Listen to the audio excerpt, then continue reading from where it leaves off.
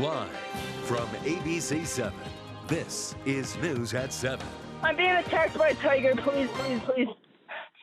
You're being attacked by a tiger? All new at 7. Tragedy at the Naples Zoo. A warning. The body cam video you're about to see is graphic. Somebody got attacked by the tiger inside. Ripped her arm off.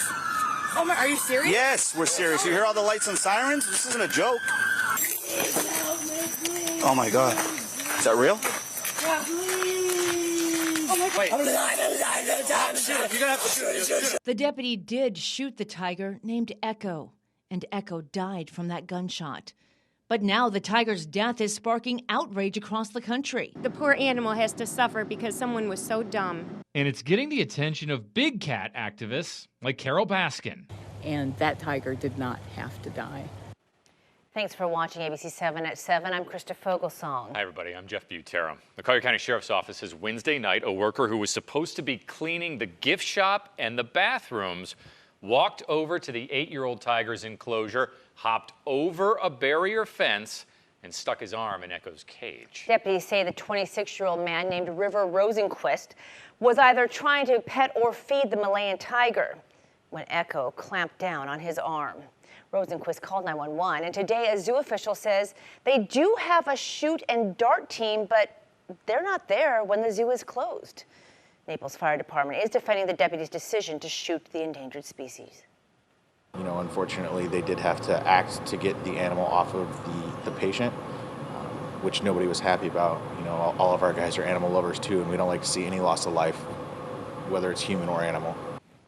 Rosenquist was taken to the Lee Memorial Hospital in the trauma alert. The Collier County Sheriff's Office says he could soon face charges. The zoo was closed today, but will be back open tomorrow.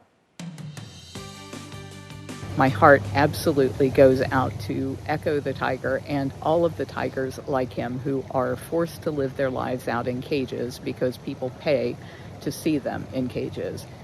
That is Big Cat Rescue CEO Carol Baskin talking tonight and responding to Echo's death. You may have seen Carol Baskin in the Netflix hit Tiger King. She sent ABC 7 a statement today saying, quote, "The blood of Echo is on the hands of those who show off on TV and social media touching big cats."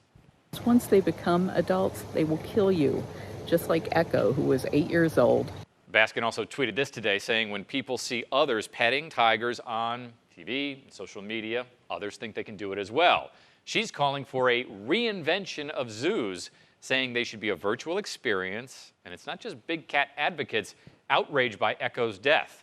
Our Amanda Lujeski is here right now in the studio, getting more from those who want justice for Echo. People are upset and frustrated. Just look at all of these comments under this story on our ABC 7 Facebook page. People say this could have been prevented.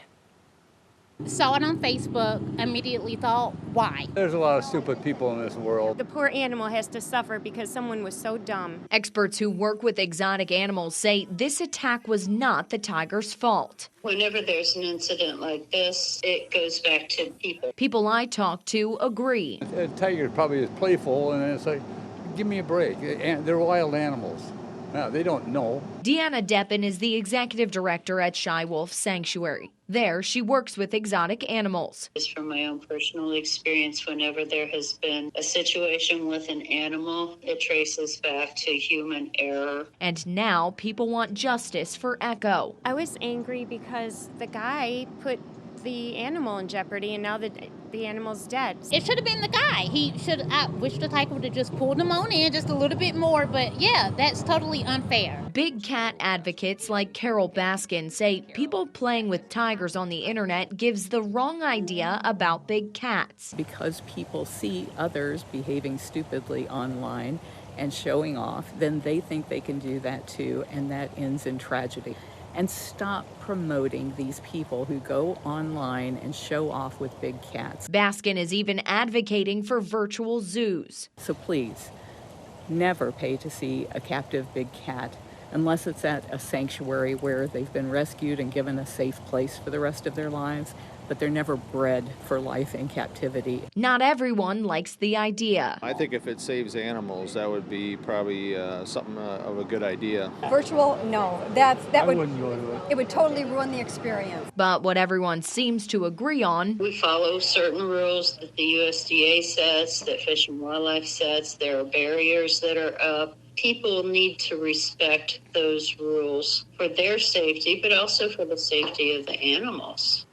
And in just a few hours, over 1,600 people have signed this petition demanding the Collier County Sheriff's Office press charges against Rosenquist and the cleaning company. Live in the studio, Amanda Lojeski, ABC 7. Let's get you more on Echo. Back in February of 2020, the zoo announced that it got the Malayan tiger from the zoo in Seattle.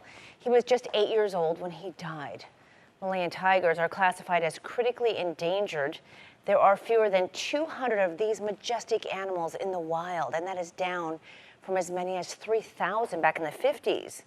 These tigers are poached for their skin, their teeth, and more. Also, their tropical forest habitat is being lost to deforestation and development. Tiger attacks at zoos are pretty rare, but they do happen. Let me give you some examples. Back in 2016, a tiger killed a woman who jumped out of a car in Beijing at an animal park. She was trying to save her daughter from a tiger attack. Back in 2007, one person was killed and 2 others were seriously hurt after a tiger at the San Francisco Zoo escaped from its cage. Authorities shot and killed that tiger. But the year before, the same tiger bit a zookeeper at the San Francisco Zoo, as at least 50 visitors were watching.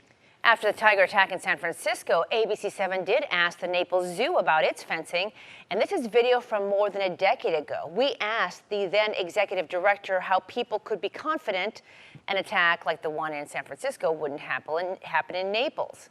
And here's what they told us. Could a tiger get out of this fence? No, what we try to do is, as the state does have standards, we always try to exceed the standards that are expected of us. He showed us the fence that they had set up. It surrounded the tigers at the time. It was 13 feet high. That's 3 feet taller than the standard in Florida. There was also 3 feet of barbed wire overhanging just in case. And at the time, the zoo told us the problems likely would not happen only if the zookeeper made a mistake. One time in the 70s, a cage door was left open at the Naples Zoo and a black leopard got out. If it happened again, they told us an emergency plan was in place. But again, in this case with Echo, Rosenquist breached a barrier and went into an unauthorized area. Activists are working to protect tigers not only in zoos but also from private owners. You heard us mention the name Carol Baskin. She's backing the Big Cat Public Safety Act. She says it's estimated thousands of big cats are kept in captivity around the U.S. This act would bolster an existing law to ban having tigers, lions, and other big cats. But current private owners would be allowed to keep their animals. The bill would also ban public petting, playing with, feeding, and photo ops with cubs. The Animal Welfare Institute reintroduced that bill in the Senate back in April. Remember, you can get more on this story on our ABC 7 News app. If you want to, you can watch the entire body cam video from the first deputy on scene at the Naples Zoo. Fair warning, I've watched it. It's very graphic, but if you want to see it, it's there if you choose. Just click on the Get More tab.